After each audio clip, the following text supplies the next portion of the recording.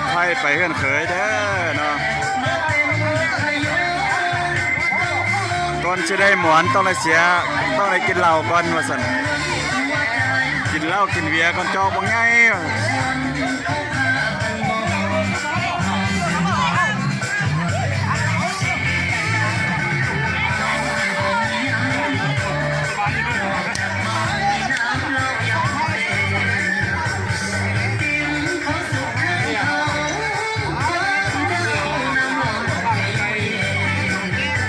เบื้องต้นเอา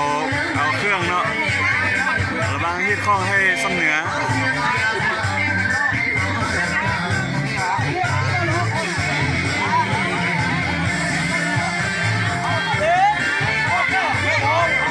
เอาหมอนด้วยนึงต้องได้เสียต้องได้กินเหล้ากินเบียร์เนาะยาละจอกผมเป็นจอกน้อยๆเด้อจอกใหญ่ๆ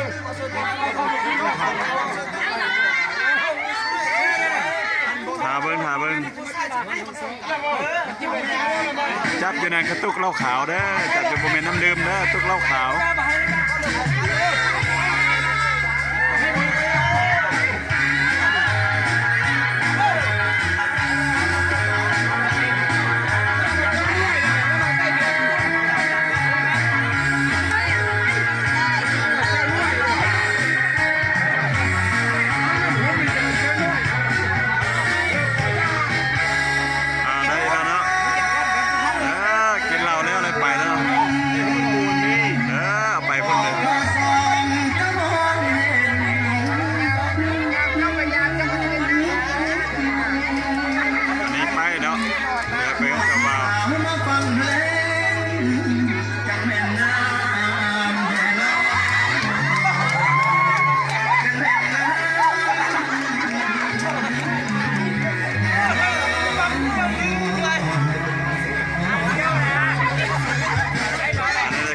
เครื่องที่ว่าเสียเอาไปกันเจ้าบ่าวเนาะ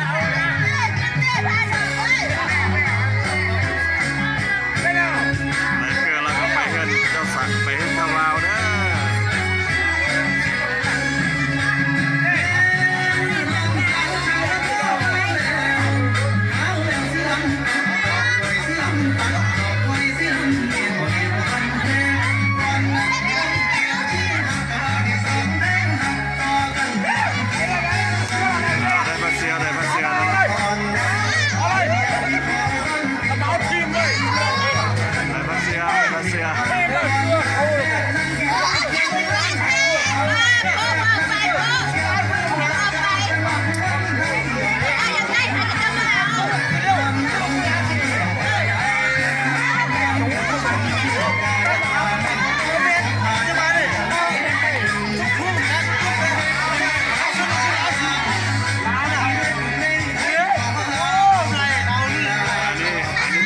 เราเลยเอาผ้าเสื้อเอาหมอนเอาผ้าห่มเนาะเดี๋ยวไปกันเจ้าบ่าวเด้อมิดคอมภาษาท่านชมเหนือเนาะ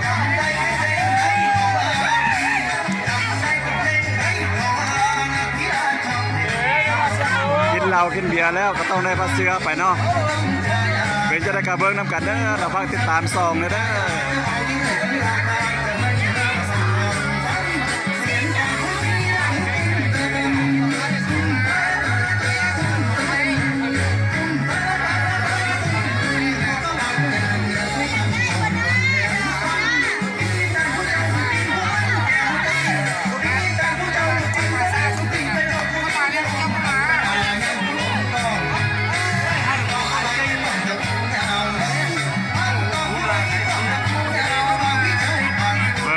ก่อนจะเอาเครื่องออกจากเครื่องเนาะต้องได้กินเหล้ากินเบียร์กันเนาะ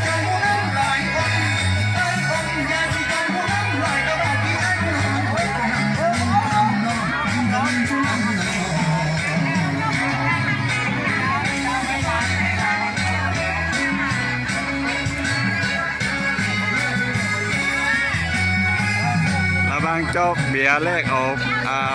ผ้าเสื้อผืนหนึ่งมาสนเนาะร้องเมื่อครับเมื่อ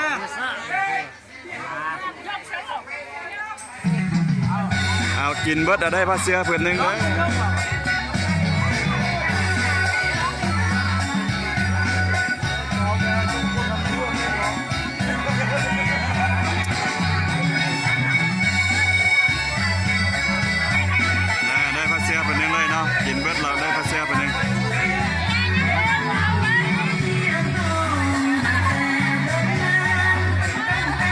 ยร์เบิดอะได้พาเสื้อเพิ่นหนึงว่าซั่น